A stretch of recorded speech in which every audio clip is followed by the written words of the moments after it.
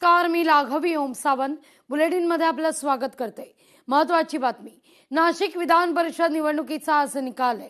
निवडणुकीच्या शेवटच्या टप्प्यात मोठा ट्विस्ट पाहायला मिळतोय।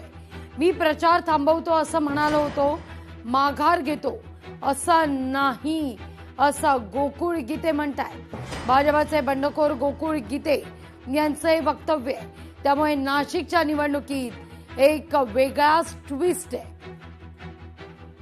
माझे जे मी पूर्वी पण मतदानाचा प्रचार ज्यावेळेस थांबवला होता, प्रचार प्रक्रियेमध्ये प्रचार थांबवला होता, त्यावेळेस माझ्या कार्यकर्त्यांनी या ठिकाणी तुम्हाला माहित आहे खूप आग्रह केला होता। त्यांच्या भावना उद्रेक आपण बघितलेला आहे आणि त्या ठिकाणी त्यांनी निवडणूक त्यांच्या पद्धतीने पुढे नेली होती आणि मला खात्री आहे की त्या ठिकाणी त्यांनी केलेल्या प्रचारामुळे मला या मतदारसंघातले जे मतदार आहे सुज्ञ त्यांनी मला त्या ठिकाणी नक्कीच भरघोस मतदान केलेलं असेल। मी आता त्या ठिकाणी मतमोजणीला जातो, थोड्याच आपल्याला कल आपल्याला हाती येतील। मतदारसंघातल्या मतदारांचा जो 31 मे पासूनचा मी उद्रेक बघितलेला होता, त्याच्यामुळे मला खात्री की या मतदारसंघातल्या मतदारांनी 100% मला त्या ठिकाणी मतदान केलेलं आहे आणि त्यांचा विश्वास मी सार्थ ठरवेल अशी मला अपेक्षा आहे। नाशिकमध्ये निवडणुकीच्या मतमोजणीला अद्याप सुरुवातच नाहीये। अपक्ष उमेदवार गोकुळ गीते यांनी आक्षेप घेतलेला आहे। आक्षेपावर निवडणूक निर्णय अधिकाऱ्यांसमोर सुनावणी सुरू आहे।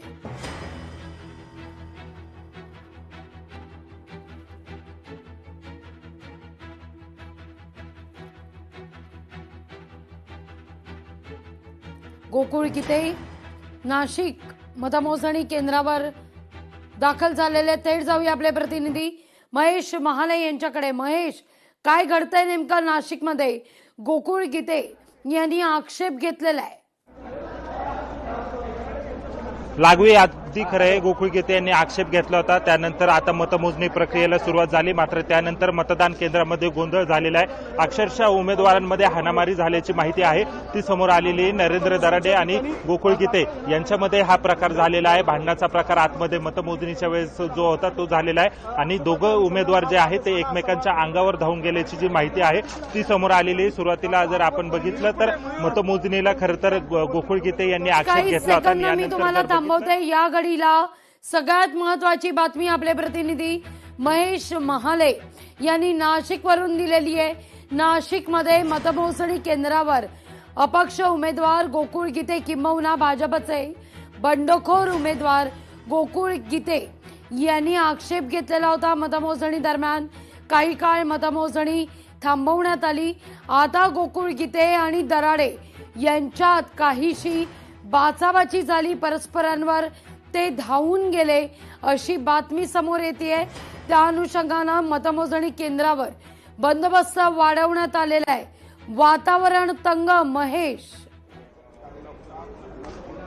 लागवी अगदी खरं आपण बघितलं असेल तर आतमध्ये गोकुळ गीते हे नरेंद्र दराडे यांच्या अंगावर धावून गेलेले आहे। मतमोजणीच्या सुरुवातीलाच खरं तर गीतेमध्ये आणि दराडेंमध्ये ही वादावादी जी आहे ती समोर झालेली आहे। अक्षरशः दोघांमध्ये तिथे गोंधळ झाला, त्यांचे समर्थक देखील एकमेकांच्या अंगावर धावून गेलेले आहे। मात्र वेळीच पोलिसांनी या ठिकाणी हस्तक्षेप केला आणि एकूणच हा वाद जो आहे तो सोडवलेला आहे। आपण जर दृश्यांमध्ये बघितलं तर अजूनही पोलीस जे आहे ते या ठिकाणी तैनात करण्यात आलेले आहे आणि त्या ठिकाणी गोंधळ होऊ नये याची जी खबरदारी आहे ती घेण्यात येत आहे। एकूणच जर बघितलं तर नाशिकची निवडणूक ही राज्यामध्ये गाजताना आपल्याला बघायला मिळते। खरं तर महायुतीच्या नेत्यांनी प्रयत्न करून गोकुळ गीते यांना थांबवण्यासाठी सांगितलेलं होतं, मात्र आपण प्रचार थांबवलेला होता, मात्र कार्यकर्त्यांनी नव्हता थांबवलेला आणि यानंतर त्यांनी जरी प्रचार केला नसला तरी मतमोजणीच्या केंद्रावर ते दाखल झाले आणि विजयाचा विश्वास व्यक्त केला आणि त्यानंतर मतमोजणीला सुरुवात होण्यापूर्वी आक्षेप घेतला आणि याच्यानंतर जर बघितलं तर आता थेट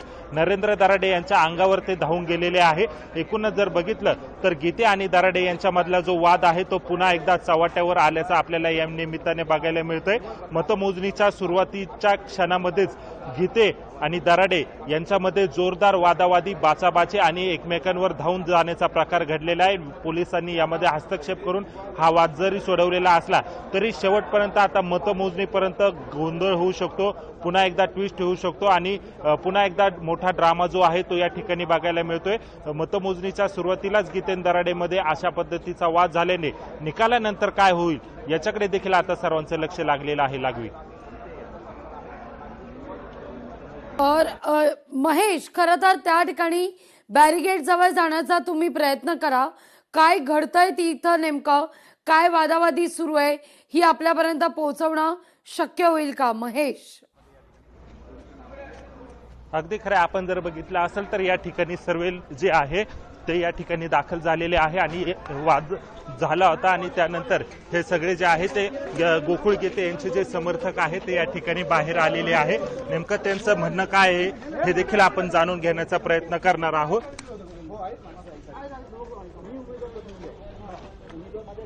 पुढारी खाली कर बूम थोडा त्यांचं म्हणणं आहे अद्याप होऊ शकले नाहीये पण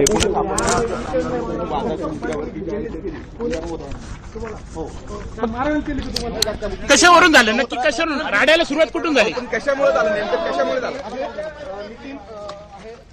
निवडणुकीच्या मतमोजणीला सुरुवात होताच या ठिकाणी दोन उमेदवारांमध्ये हाणामारी झालेली आहे. महेश, नेमकं कारण नेमकं काय घडलं की दोघांमध्ये हाणामारी झाली? आणि त्याच्यानंतर खरं तर आपण बघितलं असेल तर या दोन उमेदवारांमध्ये खरं तर हाणामारी झाल्याचं समोर आलेलं आहे. त्यांच्या समर्थकांच्या अंगावर हे जे दराडेंचे समर्थक आहे ते गीतेंच्या समर्थकांच्या अंगावर हे धावून गेलेले होते आणि त्यामुळे हा सगळा गोंधळ जो आहे त्या ठिकाणी उडालेला आहे आणि याचंच कारण खरं तर आता समोर आलेलं आहे. मतमोजणीच्या सुरुवातीला आक्षेप घेतल्यानंतर खरं तर दराडे यांचे जे समर्थक होते ते गीते यांच्या समर्थकाला जे टेबलवर उपस्थित होते त्यांच्यासोबत त्यांनी वाद घातला आणि त्याच्यामुळे हा वाद उत्पन्न झाला अशी माहिती जी आहे ती समोर आलेली आहे. त्यामुळे एकूणच मतमोजणीच्या सुरुवातीला जर आपण बघितलं तर दराडे आणि गीते यांच्यामधला वाद आहे तो समोर आलेला आहे. अक्षरशः एकमेकांच्या अंगावर धावून जाण्याचा जो प्रकार आहे तो देखील केला जातोय आणि या ठिकाणी पोलिसांनी हस्तक्षेप केलेला आहे आणि पोलिसांच्या मध्यस्थीने हा वाद जो आहे तो मिटवण्यात आलेला आहे. लागवी अगदी आता या ठिकाणी मतमोजणीला वादानंतर सुरुवात झाली आहे का की काही काळ मतमोजणी थांबवली आहे? आपण बघितलं असेल तर आता वादावादीनंतर पोलिसांनी हस्तक्षेप केल्यानंतर या ठिकाणी मतमोजणीला जी आहे ती सुरुवात झालेली आहे आणि एकूणच मतमोजणी जरी आता सुरळीत सुरू झालेली असली तरी मतमोजणीच्या सुरुवातीला काही काळ गोंधळ झाला. त्याच्यामुळे पुढे देखील असा गोंधळ जो आहे तो निर्माण होऊ शकतोय. त्यामुळे एकूणच शेवटपर्यंत या मतमोजणीकडे सर्वांचं लक्ष लागून राहिलेलं आहे. लागवी महेश, खरं तर नाशिकची निवडणूक, विधान परिषद निवडणूक आधी सुद्धा फार चर्चेत होती. आता निवडणुकीचा निकाल लागत असताना कहाणी में ट्विस्ट पुन्हा एकदा गोकुळ गीते यांनी एक वेगळाच फासा टाकलेला आहे. गोकुळ गीते म्हणतात मी या ठिकाणी निवडणुकीतून माघार घेणार असं म्हणालेलं नव्हतं, प्रचार थांबवणार. महेश, लाईव्ह आहात तुम्ही, प्रचार थांबवणार असं या ठिकाणी सांगण्यात आलेलं होतं पण माघार घेणार हे सांगण्यात आलेलं नव्हतं असं आता गोकुळ गीते म्हणतायत. त्यामुळे कहाणी में एक ट्विस्ट. लागवे आपण बघितलं असेल का खरं तर महायुतीचे संकटमोचक गिरीश महाजन असतील, उदय सामंत असतील यांनी गोकुळ गीते यांच्या माघारीसाठी प्रयत्न घेतलेले होते. मात्र माघारीची वेळ निघून गेलेली होती. मात्र त्यांचा प्रचार थांबवण्यासाठी त्यांना यश आलेलं होतं आणि यानंतर पत्रकार परिषद घेतलेली होती. यामध्ये गोकुळ गीते यांच्यासह गिरीश महाजन, उदय सामंत आणि त्यांचे बंधू गणेश गीते देखील उपस्थित होते. या पत्रकार परिषदेमध्ये महत्वाचं जर आपण बघितलं तर गोकुळ गीते हे म्हणाले होते की मी प्रचार थांबवतो आहे परंतु महायुतीच्या उमेदवाराला पाठिंबा दिलेला नाही असं त्यांनी त्यावेळेस देखील सांगितलेलं होतं. मी फक्त प्रचार थांबवतोय असंच त्यांनी सांगितलेलं होतं. मात्र यानंतर जरी गोकुळ गीते हे शांत बसलेले होते तरी आतून छुपी रणनीती त्यांच्याकडनं आखण्यात आलेली होती. अगदी मतदानाच्या आदल्या दिवशी देखील मोठ्या प्रमाणात लक्ष्मी दर्शनाचा आरोप देखील त्यांच्यावर करण्यात आलेला होता. गोकुळ गीते यांनी प्रचंड मोठ्या प्रमाणात मतदारांना आमिष दिलेलं होतं आणि ही बाब जी आहे ती उपमुख्यमंत्री एकनाथ शिंदे यांच्या कानावर पडलेली होती. त्यामुळे एकनाथ शिंदे यांनी या निवडणुकीत लक्ष घातलं आणि भिवंडीच्या ज्या रिसॉर्टमध्ये नगरसेवकांना ठेवण्यात आलेलं होतं त्या ठिकाणी एकनाथ शिंदे दाखल झाले होते. त्यांना कुठल्याही परिस्थितीत महायुतीचे उमेदवार निवडून आले पाहिजे असं सांगितलेलं होतं. अक्षरशः उपमुख्यमंत्री एकनाथ शिंदे यांनी फोनवरून खरं तर गणेश गीते यांना संपर्क साधून त्यांना देखील नरेंद्र दराडे यांना मतदान करण्याचं आवाहन केलेलं होतं आणि यानंतर गणेश गीते, गोकुळ गीते हे जिल्हाधिकारी कार्यालयात दाखल झाले होते आणि नरेंद्र दराडे यांना मतदान करण्याचं आवाहन केलं होतं. तरी देखील पेच कायम असल्याचं दिसतंय. महेश, तुर्तास धन्यवाद तुम्ही दिलेला सविस्तर माहिती करता. तिथं नाशिकमध्ये मतमोजणीपूर्वीच महायुतीत बेबनावे छगन भुजबळ यांनी आपल्याला मदत केली नाही असं दराडे म्हणतायत. येवल्याचे 8ही मतं आपल्याला पडले नाहीत असं नरेंद्र दराडेंचं म्हणणं आहे. मतं फुटली तरी माझाच विजय होणार, दराडे विश्वास व्यक्त करतायत. संवाद साधले आपले प्रतिनिधी महेश महाले यांनी.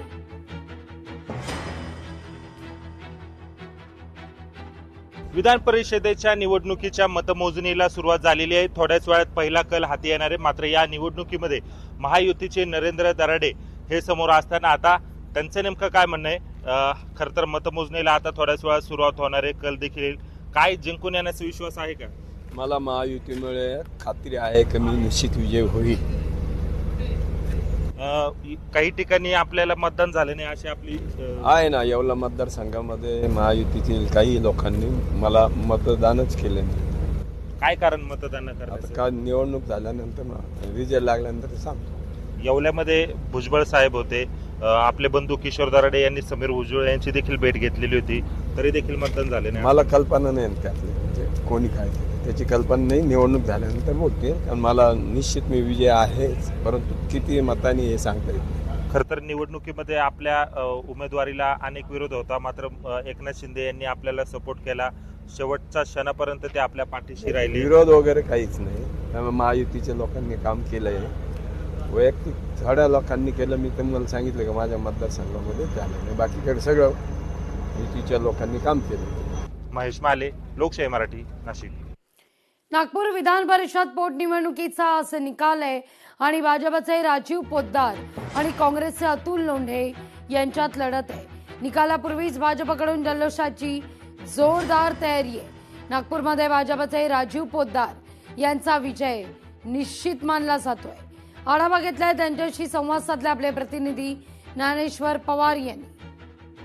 नागपूर विधान परिषद पोटनिवडणुकीचा आज निकाल होणार आहे. त्यामुळे नेमकं विजय कोणाचा आणि गुलाल कोणाच्या माथी हे चित्र जे आहे ते एकूणच स्पष्ट होणार आहे. नागपूरच्या जिल्हाधिकारी कार्यालयातील बचन भवन येथे जे आहे ते मतमोजणीला जे आहे ते या ठिकाणी सुरुवात झालेली आहे. पोलिसांचा मोठा तगडा बंदोबस्त या ठिकाणी एकूणच लावण्यात आलेला आहे. एकूणच मात्र निकाल जाहीर होण्याआधीच भाजपने जे आहे ते आपल्या विजयाच्या जल्लोषाची जे आहे ते एकूणच तयारी केल्याचं चित्र जे आहे ते नागपूर शहरात पाहायला मिळते. नागपूरमध्ये भाजपकडून जे आहे ते डॉक्टर राजीव पोद्दार विरुद्ध काँग्रेसचे अतुल लोंढे अशी थेट लढत या ठिकाणी झालेली होती. सुरुवातीपासूनच जर पाहायला गेलं तर या निवडणुकीमध्ये जे आहे ते भाजपने जे आहे ते या ठिकाणी सरशी घेतल्याचं दृश्य पाहायला मिळत होतं. दृश्यात जर पाहाल तर या ठिकाणी भाजपचे उमेदवार जे आहे ते राजीव पोद्दार या ठिकाणी त्यांचं आगमन झालेलं आहे आणि एकूणच त्यांना विजयाचा विश्वास आहे. 650 पेक्षा जास्त मतदान घेणार असल्याचा विश्वास त्यांनी एकूणच व्यक्त केलेला होता.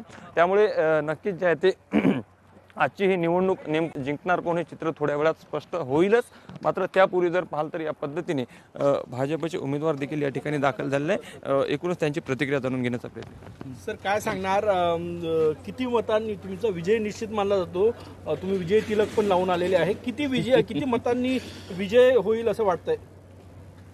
अतिशय चांगली निवडणूक झाली आणि या निवडणुकीमध्ये भारतीय जनता पार्टी आणि महायुतीजवळ जेवढे मतं होते 582 त्यापेक्षा कितीतरी अधिक आणि माझा अंदाज आहे 650च्या वर मतदान घेऊन निश्चितपणे एक मोठा विजय या निवडणुकीमध्ये मिळेल.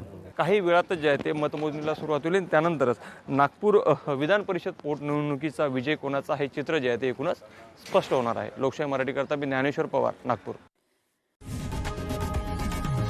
लोकशाही मराठी ऐका, पहा, जागरूक रहा.